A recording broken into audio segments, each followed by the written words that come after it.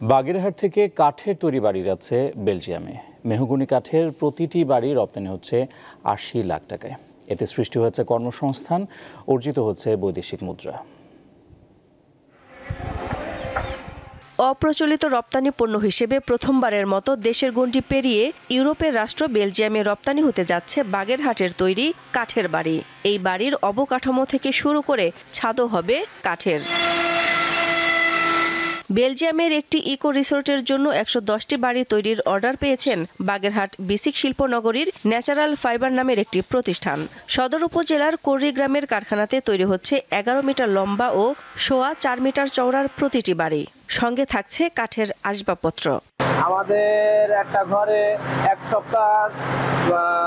সপ্তাহের ভিতরে একটা ঘর আমরা ফিটিং করি।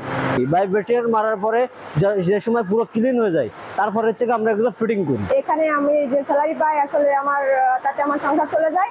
আমি খুব ভালোই। কারখানা কর্তৃপক্ষ বলছে বাড়ির বিভিন্ন অংশ ছোট আকারের কন্টেইনারে ভরে জাহাজে পাঠানো হবে বেলজিয়ামে। আগস্ট মাসের থেকে আমাদের মাল বেলজিয়াম যাওয়া শুরু করবে। এখানে প্রায় এখন পর্যন্ত ১-১৫০ লোক কাজ করতেছে।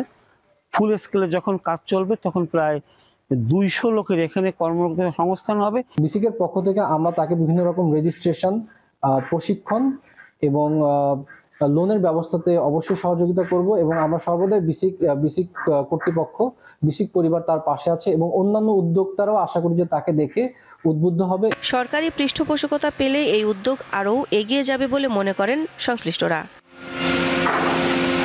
দীপ্ত, বার্তা কক্ষ।